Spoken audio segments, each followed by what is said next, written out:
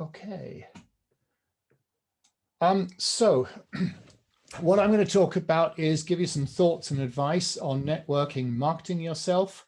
I'm going to talk a little bit about, I have an industry background, so I'm going to talk a little bit about how the big companies recruit.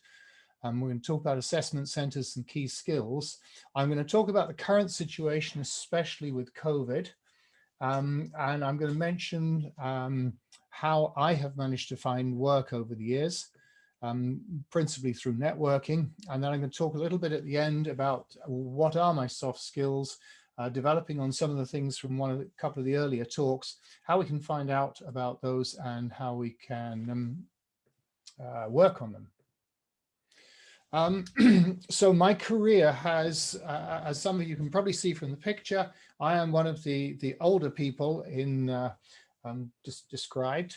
I've been working in science for about 30 or 40 years now. It's taken me from school through education at Edinburgh and Cambridge, working at the oil company British Petroleum, doing R&D, lubricants, technology strategy, a mid-career degree in business and economics at London Business School, since when I have been freelancing for the last 25 years, which means the home-based working that most of you will have done the last year or so, I've been doing for all that time. And during that time, I've managed to get something over 500 paid assignments in the UK and beyond. And you can see from the little map in the middle where some of my clients are.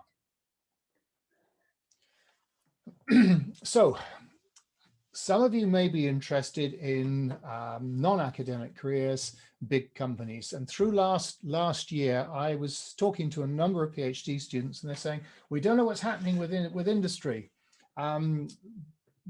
We don't know what's happening with recruitment. All the interviews are drying up.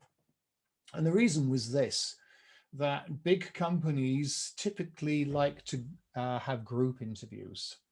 They will select from the probably hundreds of CVs they get, cohorts of something like 10, 15, possibly 20, and they'll bring them into things called assessment centers. There they will do psychometric testing, they will give people role play exercises, team challenges, aptitude tests and interviews. And this is very widely used by people in business. It's also used by the military a lot. It's used by NGOs, it's used by government for recruiting people to the fast stream of the civil services. I think Sarah's just said those kind of interviews are my absolute worst nightmare. And I'll see if I can break that down. One of the things that I would say is very, very useful, there is a thing called the Belbin test. You can find this online. If you hate working with people in these kind of team exercises, I know it's all redolent of some of the worst TV programs. One of the things you can do is find out what your Belbin test says about you. Your Belbin test is something that gives a view on what kind of role that you like to play when confronted with a group exercise. You'll hear people talk about shapers who like to start and drive things on. You'll hear people talk about completer finishers who like to do the detail. It's extraordinarily useful to know what your Belbin profile is. It's a page test, but if you go on to Google the Belbin test, you'll find a Wikipedia page which will take you through the various roles, and you should be able to work out what you are and, more importantly, what you're not. Now, let's think about skills. Traditionally, we talk about hard skills and soft skills. I like to split that a little bit, and so do most businesses I know. There's the technical skills. So as researchers, as scientists, you know about your specialism and the important ways that your specialism interacts with the rest of the world. It's context. We can then talk about functional skills that let me do things and interpersonal skills. So what do we mean by that? Putting my knowledge into context. I talk to people and say, so tell me about yourself. And the first thing they say is something like, I'm a PhD student. And I say, okay, fine. What are you working on? I'm developing metabolic algorithms. That's interesting. Can you tell me why you're doing that? Well, okay. We can predict blood sugar levels ahead of insulin injection. Okay, that sounds interesting. What will that do for people? Well, actually, there are 5 million people with diabetes in the UK. Before COVID, it was the fastest growing cost in the whole of the NHS. And by developing a good algorithm, we could change the lives of those 5 million people. That's what I call putting your knowledge into context. Why should anyone be interested in your work? Finding how your work interacts with other people's work is extraordinarily useful and extraordinarily important. If you can do that, it's essential to be able to do that with your own research. It's really, really useful to, beyond that, to have a picture of how science as a whole interacts with what we might call the real world. And companies like to test this out by asking you little sort of problematic questions. There's an example on the slide. It's a summer's day in Scotland and the Sahara. It's June, okay? We have two sets of identical photovoltaic cells, which provides the most energy. Now, what they're not interested in is lots of calculations. What they're absolutely not interested in is, I have no idea, or that's physics and I'm a chemist. What they're interested in is your sort of thought process. You could say, well, we're talking about the energy. The Sahara gets the most sunlight, but I have an idea that there might be a trick question, because in Scotland, we'd have a 15 hours of daylight. It might be that those two things cancel each other out, okay? Being good at stuff like that is really interesting for recruiters. If you like questions like that, that comes from a quiz that's on my company website. It's called Science in the Real World Quiz, and the link is below. Right? So that's your science skills. Functional skills. What are functional skills? It's things like, can you drive a car? Or an HGV, they're in absolute short supply at the moment. Do you have craft skills? Can you do metalwork glass blowing? Do you have language skills? Do you know about some business things like project management? Can you generate a budget? Do you know the difference between capital expenditure and revenue expenditure? These things are useful to have, and they can be interesting for specific jobs. But generally with big companies, what they'll tend to do is they will train you in a lot of this stuff. If you go and work for a large company, you will certainly be trained in how we do budgets. You will certainly be trained in project management. But then there's the third group of skills, the interpersonal skills. And the reason that companies have these assessment activities is they want to see you doing these kind of things in a group activity. Can you communicate with other people? Can you interact with other people? Can you help other people? Can you work on big problems? Can you put things into context? Can you explain things to people? If you look at the Belbin test, key kind of skills that they're looking for are skills generally demonstrated by coordinators and research investigators. And it turns out that this is not just key skills for big companies. These are actually the key skills demonstrated by the really top academic researchers. A few years ago, I was at a conference. The lady in the picture, who's the Dean of Graduate Education at MIT, gave a talk. How do you get to be a professor at MIT? And what she said was, your publication record gets you the interview, your personal skills get you the job. And that's absolutely what business interviewers say. Your degree from a good university gets you the interview. It's your interpersonal skills that get you the job. And the skills that she commented on were exactly the same skills that I had presented in a similar talk at the conference, which was what companies say they want. If you want to know, if you want to find out and quantify to some extent your aptitude and your inclinations, there are a number of good tests out there. And it may well be that the careers department at your university has some of these things. The one that I'm most familiar with is something called the Highland Battery test. It does two things, two sets of questions.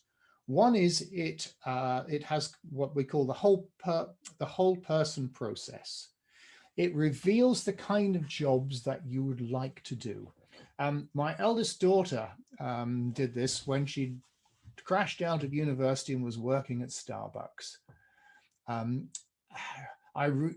One of her key likes was, I really like solving problems. I really like sorting things out. I like sorting people out, which was very useful because the Starbucks she was working in was in quite a, as the Scots say, a couthy and interesting part of Glasgow.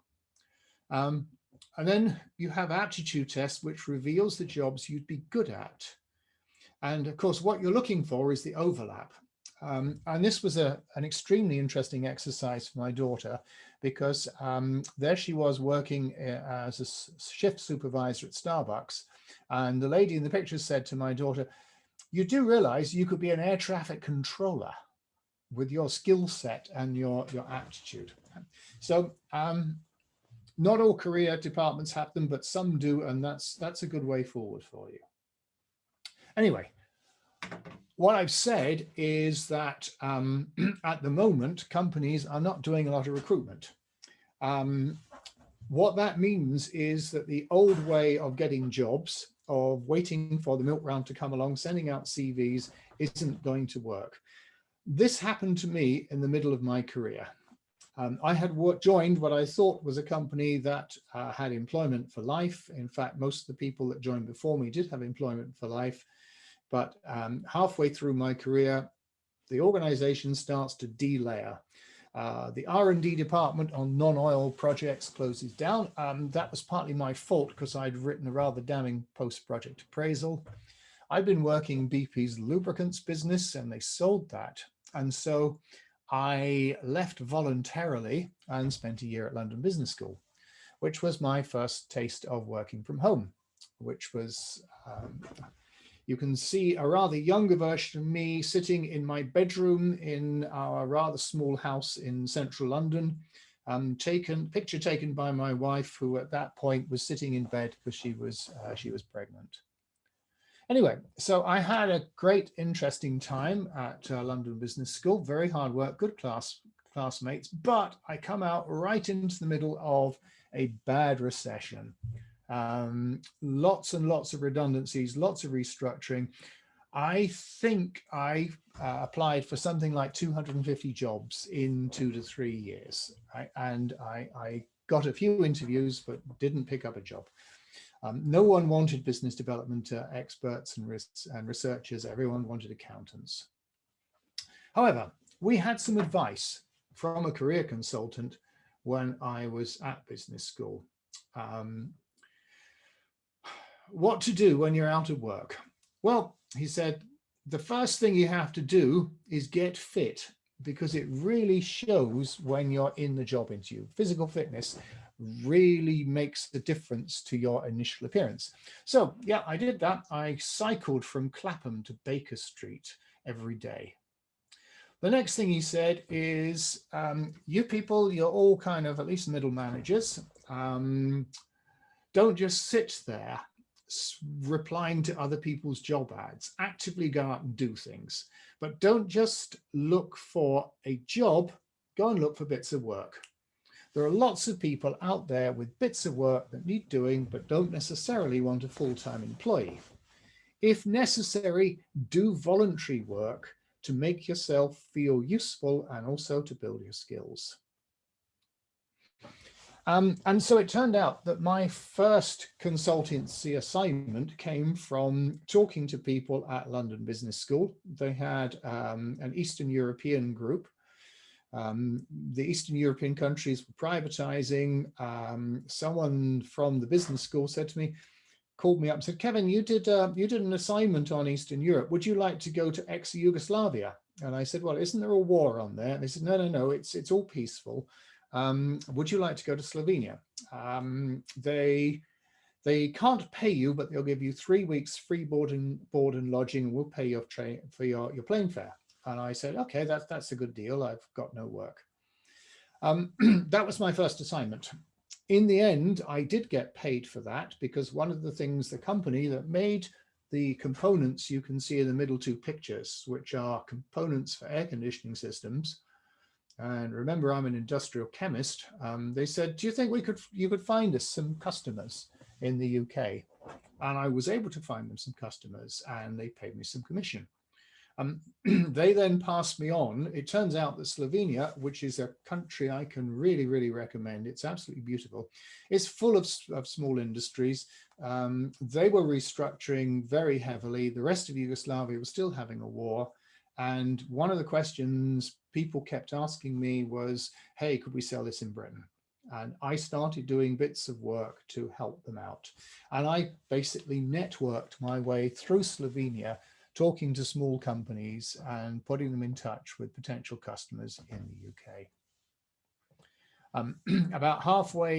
About 3 years in, I suddenly noticed I was making half my old salary, and I was having a lot of fun. And around that time, I stopped looking for what you might call proper jobs and just started doing consultancy. I'm going to tell some of you more about this in, I think, in a couple of weeks' time. I'll go through my career. Anyway, so what is my marketing strategy? How do I manage to sell myself, sell my consultancy company? Well, I go to conferences and meetings. There are actually only 3 conferences and meetings that are really, really useful to me. They're all in September. And so September traditionally over the last, up until 2020, was the time I went to conferences. And then one of the things I do at conferences is I always ask questions. I tend to sit at the front because I have poor hearing. And I tend to be supportive of the speaker because it can be quite terrifying. And you know, there's that moment at conferences when the host says, are there any questions? And there's a deathly silence, okay? I try to be the person who breaks that deathly silence by asking a question. Usually what I call a clarifying question to confirm that I've understood what the speaker is saying, but something easy for the speaker to answer. Very often I'll get the speaker thanking me personally for that, or the conference organizer thanking me for that later in the day. I then network at the conference to add contacts. I will try to arrange those people and myself to meet either formally or personally or on Zoom these days, and have what I call an informational interview with them, which is, you know, finding out about them, telling them about me. And then I maintain my contact list by doing lots of friendly, helpful things with contacts just to stay in touch. This is where LinkedIn can be useful, right? Dear X, I thought you might be interested in this. Dear Y, hey, there's a job here I think you could apply for. So what is networking? Networking is about building up a group, a database of people that know you, understand what you can do, understand what you want to do, and who will refer you to their contacts, which kind of implicitly means that they basically trust you, right? What it's not an old boys network. It's not cronyism. It is genuinely interacting with people. Now, one of the problems here is that I will have a number of people say, I hate networking. I'm really, really shy. Okay. Well, you may not believe me, but so am I. Okay. I am actually an introvert. You can tell when people are introverts because at the end of the day, talking to at a conference, I literally have to go and sit in my room for half an hour to 45 minutes to decompress. I get peopled out. I am an introvert, okay? But actually, you can turn being an introvert into a really positive thing. Right? My general strategy is this. One is I practice what I call opening statements. Hello, I'm Kevin. I do this. Okay. Hello, I'm X. I'm at the Royal Society of Edinburgh. I practice closing statements. I practice saying things like, hey, it was really great to meet you. Can I have your business card? Can I call you? Can I link in with you sometime? And there's been a little discussion in the chat about the etiquette of when exactly you do and don't link in with someone. But I would always expect to have had some interaction with people before I interact, before I would actually let them onto my network. My network is precious to me. It's important to me. It's very high quality. Business cards. My aim at a networking meeting is not to give people my business card. I will if you ask me, but I want to get the other person's business card from them. And then in the middle, what I do is this, and I developed this technique early on, I think probably early in my student days when I went to conferences, and I realized that everyone there was much, much more important than me, much, much more senior than me. And at one university, oh my goodness, the vice chancellor came to the network. I found myself talking, you know, as a student next to the vice chancellor. What do I say to them? My technique there is to imagine that I'm interviewing them. I don't say very much. I don't talk about myself. I just ask them questions. Oh, gosh, I've never met a vice chancellor before. What do you do from day to day? What are the things that make your job really kind of challenging or interesting? Do you have any time for things outside? And one of my tips is that people can rarely resist being asked about themselves. And the more important they are, and there is a tendency, especially for us old blokes, we tend to get a bit pompous and we love talking about ourselves. And you don't have to ask a lot of questions to have a really good interaction with people who think you're a splendid young person. Anyway, let's do a few demonstrations. Okay. The first thing I want you to think about is this. How do you describe yourself? And what I would do is go back to the older slide, one of the previous slides, right? Don't just say, I'm a PhD student. That may be literally true, but you're more than that. In the case of the previous example, you can legitimately say, I'm a medical researcher developing metabolic algorithms. Think about how you describe yourself, right? I'm a medical researcher. I'm developing a new way of predicting blood sugar levels in diabetics. I'm a medical researcher. We're trying to change the lives of 5 million diabetics. So think about that in your opening statements. So what I'd like to do, Sammy, if we can set this up, is what I'd like is to put people into breakout sessions. I'd like everyone to at least have their microphones on. I'd like everyone to think of a way of introducing themselves. Okay, so my way of introducing myself would be, hello, I'm Kevin. I'm a freelance consultant with KKR Associates, right? Think about the way you'd like to introduce yourselves, practice that, take it in turns to practice that. And then also, as well, I'd like you to just practice saying, thank you. It was really nice to meet you. Can I have your business card? Okay. Can we join up on LinkedIn? Right. Now, there's two reasons for that polite closer. One is that you generally want to talk to the person and want to get their business card and would like to talk to them later. The other is if you're stuck with the really boring or creepy person, a really good way of getting out of the conversation is saying, "Can I have your business card? Thank you so much. It was lovely to meet you," and disappear. I'll be in touch. Okay. So can we put people into groups? Leave me out of the group, Sammy, but I'll sort of stick my head into people's groups and see how they're doing, if that's all right. And we're only going to do this for probably 3 or 4 minutes.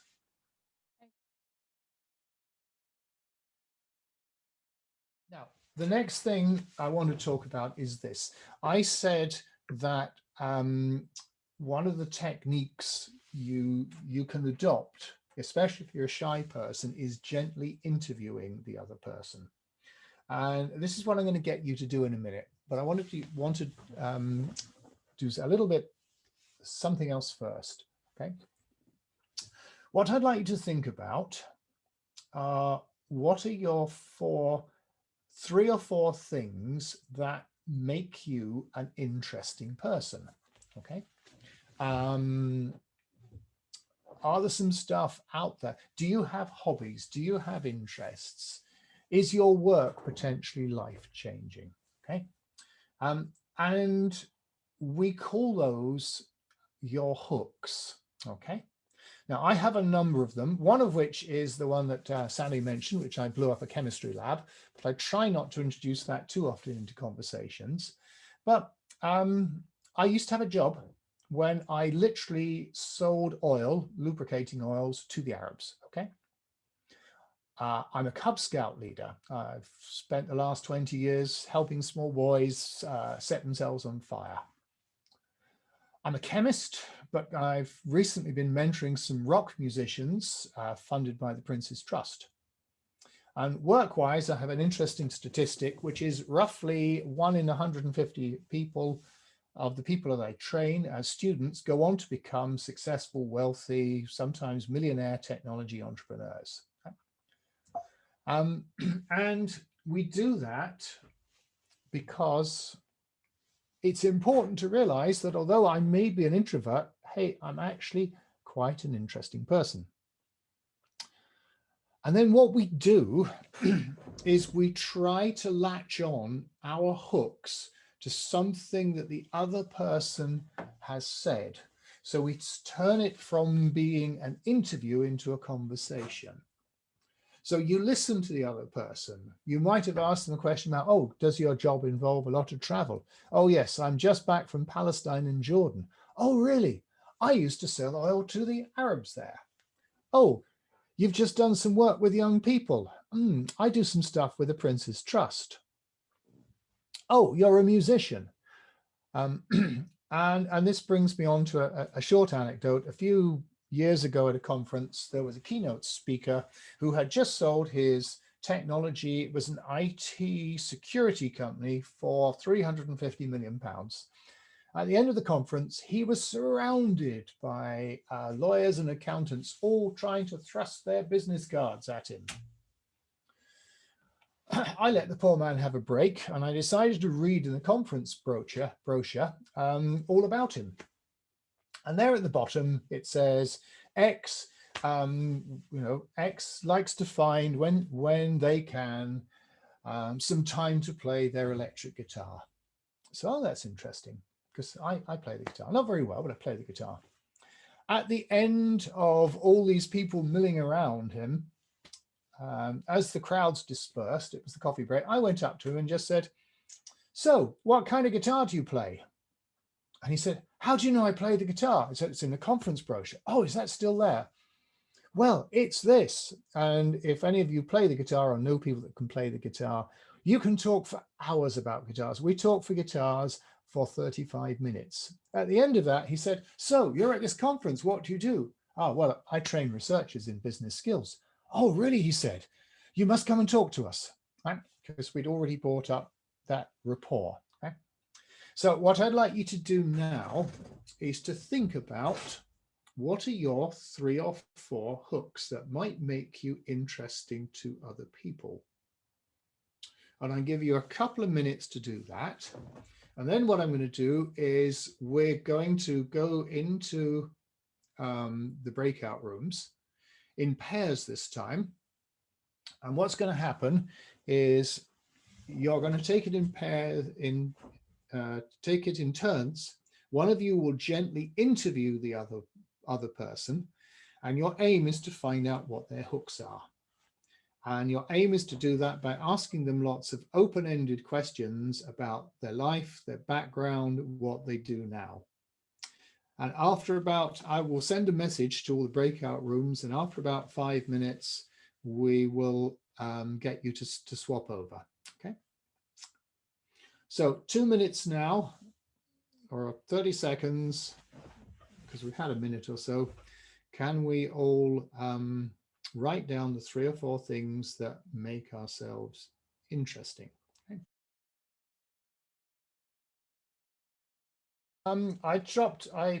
I was in a few rooms there, and I observed and overheard conversations, which all seemed very interesting. So I don't know how you all felt. You could put comments up, but that's the basic process, right? Don't think of it as networking as such. Think of it as, gosh, I'm going to meet some really interesting people, and they're going to think I'm interesting as well. Now, there are some times where you might actually want to target a specific person because you've identified, you see this in Dragon's Den sometime, you know, the entrepreneurs say, we'd really like to work with X. Because you've identified someone you'd really like to network with at the conference. So one of the things you can do there is use LinkedIn to do your homework on them. Now, here's an interesting person that I know particularly well. And she is a chemist who became a very senior accountant. And if I look through her history, it says, yes, University of Edinburgh Chemistry. So one of the questions I could ask her when I'm talking to this lady, who is extremely important, is, you're a chemist, aren't you? How come you got into accountancy? Did you find transferable skills? And then I noticed that she became a partner in what is now a pretty big national firm, Binder Hamlin, now BDO. You know, was that usual in the late 1980s? Was that, you know, perhaps this person was a pioneer? So you can ask those kind of questions. Now, what we're trying to do when we meet someone, I mean, when I meet people at conferences, I never try to sell to them. I never try to thrust my business cards at them. I let them understand what it is I do a little bit, and I try and understand what they do. And what I try to get out of the meeting at the conference is, can I have a chat with you sometime? Can I talk to you? Whether that's face-to-face over coffee or these days on Zoom. And I like to find out about them and their industry. Now, this is something that you can do when you are job hunting. You can meet people at conferences and you can say, hey, what you're doing sounds really interesting. Can I come and talk to you sometime? And what you can do is talk to that person and again, gently sort of interview them, but you can ask them questions like, well, I don't know very much about the accounting industry. How does it work? What kind of things do you find frustrating or exciting? Do you know anyone who is hiring in your industry? What kind of skills are in demand these days? Now, this is called an informational interview, right? And it's a perfectly legitimate tactic. You can do this with quite senior people. You could say, can I come and talk to you? I'd really like to do a little informational interview and find out about your industry. And you notice that the thing you're never doing is asking that person, have you got a job? Please give me a job. Right? Because if they do have a job and they like you, they will tell you, right? But what you really want them to do is to pass you on to their contacts. And there's two questions that you always ask in this process. One is this: what do I have to do to be taken seriously in this industry? Do I need specific qualifications, specific experience? How do I gain that? And the second one is, do you know anyone else I can talk to? If you do, and you say, oh yes, you should talk with Y, is it okay if I cold call Y and say, I've just been talking to so-and-so, right? Can I use your name in that contact? That's an informational interview. Sometimes you want to call new people that you think you might have supposing you've missed someone at the conference, there was someone you really wanted to talk to, and you might try and cold call them. How do you do that?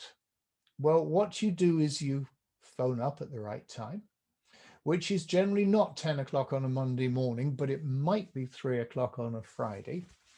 You ask them if they've got a little time to talk. You say how much time you'd like to take, and you always remind them when you've taken that time. And it may be that your first question is, can I schedule a chat with you? I was really sorry that I didn't meet you at the conference. I heard your talk at the conference, and I'd really like to follow up on that.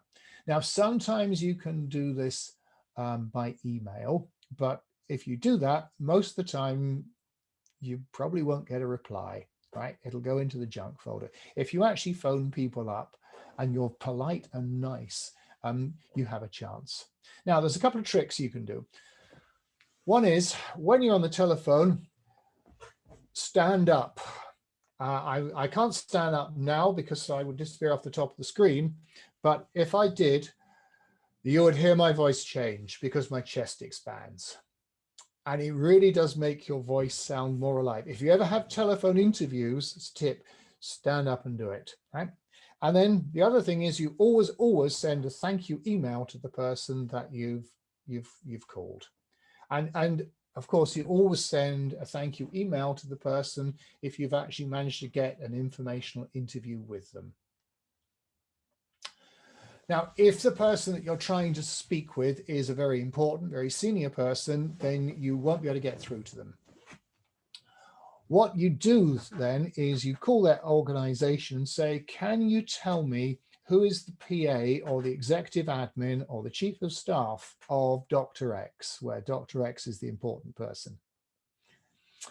And when you get through, you probably will get through to that person, and you must be extremely nice and polite to that person. You can never be too nice to the PA of an important person, right? Because their job is to keep idiots away from their boss. And you have a conversation which you might have scripted, and you say, I heard Dr. X say at a conference that his company are actively looking for partnerships in universities. I'm working at a university and we've got some innovative stuff, and I think Dr. X might be interested. Could we schedule a meeting? And the response, if you've been nice and you're not a complete idiot, will be, yes, we could do that, but could you send me an email? Could you send us an email describing this? Okay. And what you want is permission from the PA or the EA to send an email. And they will probably say, send it to Dr. X because I'll see everything that they get. But you also will get the PA's personal email themselves, and you'll copy it into them. And if for any reason they don't respond, what you don't do is hassle Dr. X. You go back to the PA and say, oh, I'm terribly sorry, I've not heard back from Dr. X. It might have gone in my spam folder.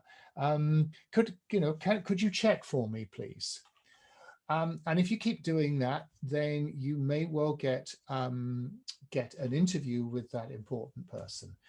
Be prepared to be scheduled at odd times. I was one time trying to set up a series of interviews with the heads of America, the head of management operations at American Express. And I was told, yeah, can you call him on this number at 6 p.m. Tucson time? That's Arizona, which was 2 a.m. in the morning. And I did call him at 2 a.m. in the morning. And at the end of it, he said, "Hey, gee, you're from Scotland, aren't you?" And I said, "Yes, that's correct." "Wow, what time is it there?" I said, "It's 2 a.m." "Oh, I'm so sorry. I'll get, you know." So I sort of got him, you know, in debt. He felt like he owed me a favor. I mean, the fact was I worked from home and I could just roll back into bed. Now, this all sounds a bit difficult. I don't know how, if you feel intimidating, but it really does work. Okay. This is an email I had last summer from the talk, from a talk that I gave, the one I'm going to give to you in a few weeks' time. I gave this in April 2020. This is a young student from Edinburgh who actually tried informational interviews. I was intrigued by your informational interviews idea. I gave it a try. I reached out to a few people in the medtech industry and they actually did get back in touch. I had some very interesting conversations, and one of those interesting conversations has now materialized into a 3-month placement at the company. Okay, so this technique does work. It takes practice. You get better and better at it, but this is how I have managed to find a job, if you like, not once, not twice, but 500 different jobs in the last 25 years, right? That's the way I do it, and I'm sharing my success with you. If you want to practice your self-confidence, if you want to become more self-confident, just practice. Sit in front of a mirror, practice saying, "Hello, I'm so-and-so," right? The mirror both lets you look at your body language and reflects your sound. If you're an introvert, pull yourself out of your comfort zone. Work with some art students, work with some drama students, have singing lessons. In particular, do some team-based voluntary work. We heard earlier about the necessity for building up experience, and one of the ways that you can do that is by doing voluntary work. Work with a charity, work with a scout, something like that. When you're at networking meetings, take it slowly, build up your targets. At the last meeting, I took to 3 people. Let's try and take 4 people. Exercise is good. And all those things that I've just said, if you're unemployed, really, really do them. Slide about what you need to be employable. That's the slide about the Belbin test. And this is the final slide about some specific things you can do. You follow those links. And that's the end.